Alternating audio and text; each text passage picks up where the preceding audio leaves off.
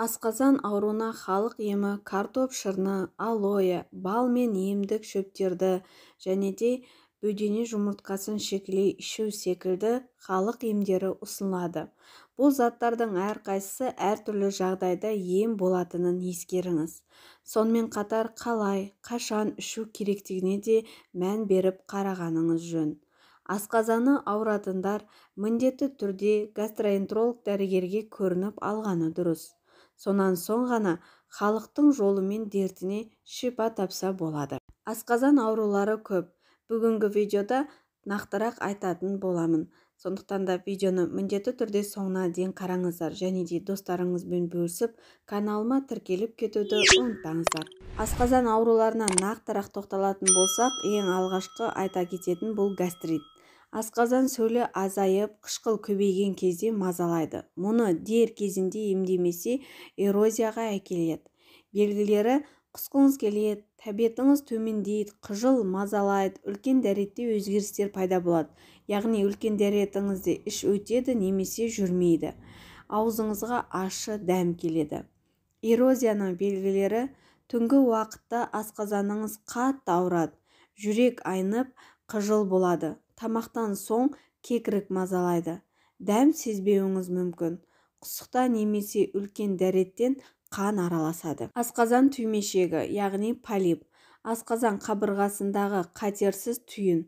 Бұл көбінесе 45-50 жастан асқан ер кісілерде көбірек мазалайды. Асқазан жарасы қабынудан, шырышты қабықтың жарақаттануынан, қышқылдың көбеюінен пайда болады. Белгілері: асқазаныңыз, кіндіктің айналасы, сол және оң қабырғаның асты ауырып белгі береді. Қатерлі ісік. Асқазанның ең қауіпті ауруы. Соңы қайғылы жағдайға әкеп соқтырады. Асқазанда аз ғана өзгеріс болса, уақыт созбай дереу дәрігерге тексеріліңіз. Сонда қауіптің алдын аласыз. Асқазан жарасын емдеу үшін таңертең аш қарынға 1-2 ас қасық ешкі сүтін ішіңіз.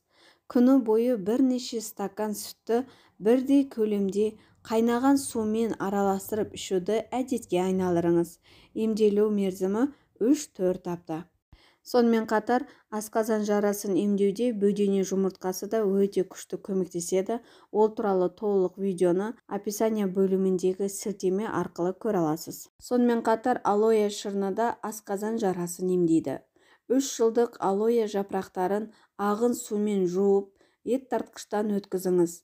Дайын болған езбеге бал араластырып, 1 ас қасықтан күніне 1 рет ішке қабылдайсыз. Емделу мерзімі 1 айдан 3 айға дейін ұласады. Ал гастритті емдеу үшін 1 шай қасық ұсақталған ара желімі мен 1 шай қасық балды араластырыңыз. Дайын болған қоспаны ішке қабылдайсыз.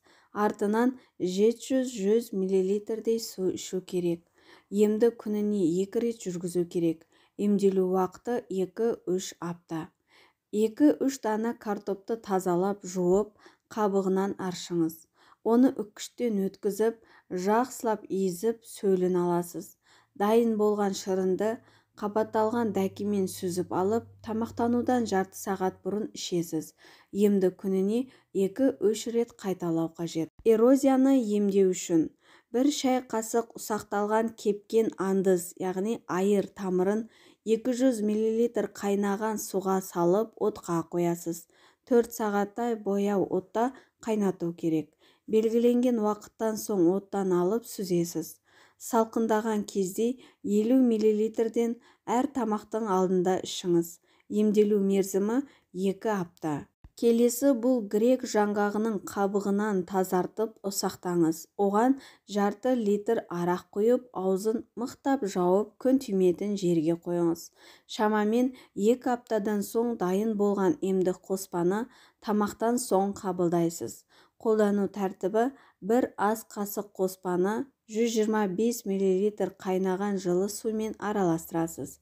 Емді күніне 2-3 реттен 2 апта бойы үзбей ішесіз. Ал асқазанды тазалау үшін асқазан дұрыс жұмыс істемесе, жеген тамақты қорытпаса, теріңізде өзгерістер орын алады. Жүрек айну, құсу, іш өту, іш қату секілді жайсыздықтар мазалайды. Бұл кезде асқазанды тазалау керектігін ескеріңіз. Ол үшін сізге керегі зығыр майы немесе минералды су. Таңертең аш қарынға бір ас қасық зығыр майын ішіңіз. Осы емді үзбей 2 апта жалғастырсаңыз, керемет нәтижеге көз жеткізесіз. Зығыр майын зәйтүн немесе күнбағыс майымен алмастыруға болады. Аш қарынға 2 стақан газдалмаған минералды су ішіңіз. Тазару мерзімі 3-4 апта. Сонымен қатар асқазан ауруы кезінде ең алдымен шылымнан бас тартыңыз. Никотин асқазанның жауы. Шылым асқазан жарасының пайда болуына тікелей әсер етеді. Сондай-ақ ішімдіктің де зиянды екенін естен шығармаңыз. Асқазан жарасынан арылу үшін ағзаңызға жасұнықтың көп мөлшерін жіберіңіз. Неғұрлым көп болған сайын соншалықты жақсы. Жасұнық алмұрттың, шабдалының, алманың құрамында өте көп. Және де фасоль мен бұршақ тұқымдастары да сізге жақсы әсер етеді. Пиязды жақсы көріп жесеңіз, асқазаныңыз рахмет айтатын болады. Тым болмағанда күніне жарты пиязды жеуге тырысып бағыңыз. Немесе пияздың көп мөлшері бар салаттар мен жеңіл тағамдарды серік етіңіз.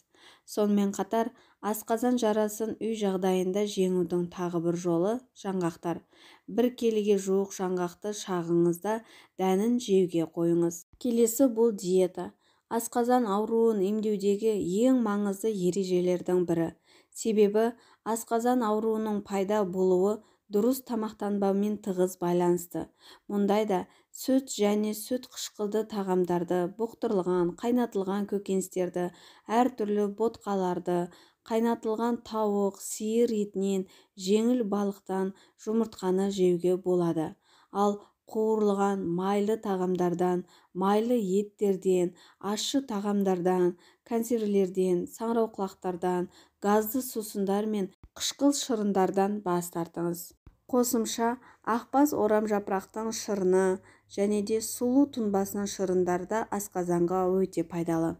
Сұлу тұнбасын асқазанда жара пайда болған кезде дайындап ішсеңіз болады.